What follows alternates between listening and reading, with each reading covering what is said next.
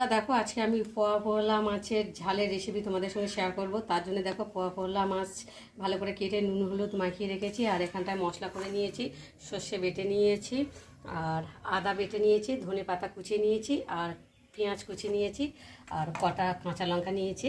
তো চলো, এখন কড়াটা গরম হয়ে গেছে। এখন কড়াতে আমি তেল দেবো। কড়াটা গরম হয়ে গেছে, যেহেতু তেলটাও গরম হয়ে গেছে, খুন্তি দিয়ে আমি তেলটাকে একটু কড়া চারিগালে লাগিয়ে দেব।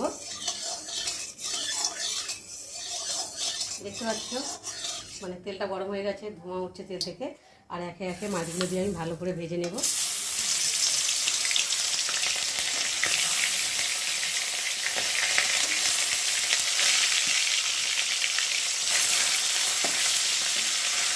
মাছ দেওয়ার সঙ্গে সঙ্গে পেঁয়াজ উঠে যাচ্ছে।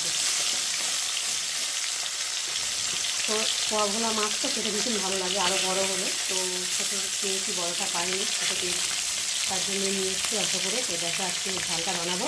আর খুব একটা ভালো মানে পোয়া ভোলা তো খুব একটা ভালো করে কড়া করে ভাজবো না, হালকা করে ভাজবো। আর এমনিতেই মাছ খুব নরম হয়, কড়াতে দিলে শক্ত হয়ে যায়। তো চলো আমি একা একা মাছগুলো ভেজে নিই। একবার ভেজে তুলে নিয়েছি, আর সে দিয়েছি কয়েকটা আর রয়েছে, সেগুলো দিয়ে আবার ভালো করে ভেজে নেবো। একটা তুলছি আর হালকা করে ভেজেছি। মাছগুলো এমনি নরম, পোয়া ভোলা মাছ এমনি নরম, ভাজে ভাজে ছেড়ে যাচ্ছে। দেখো এই যে। আর এখন কড়াতে তেল দেব।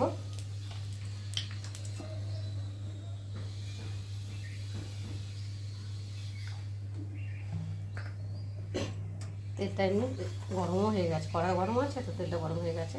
আর এখন পেঁয়াজগুলোকে দিয়ে ভালো করে ভেজে নেব।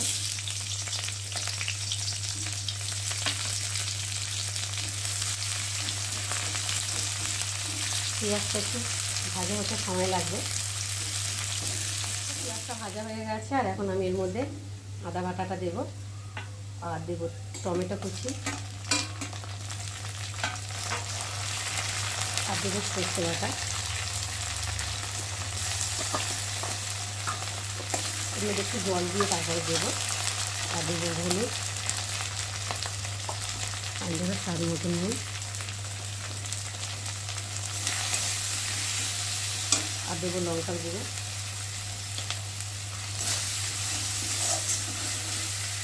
আর দেবো দুটো কাঁচা লঙ্কা চেরা দিয়ে মশলাটাকে ভালো করে ভেজে নেব।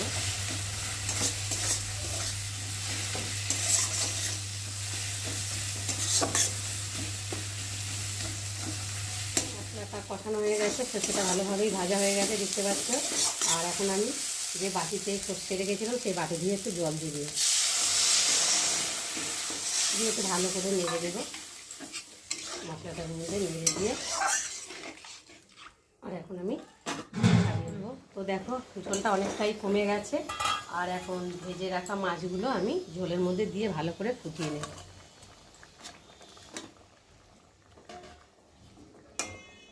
আর কুচিয়ে রাখা ধনে পাতাটা উপর দিয়ে ছড়িয়ে দেবো।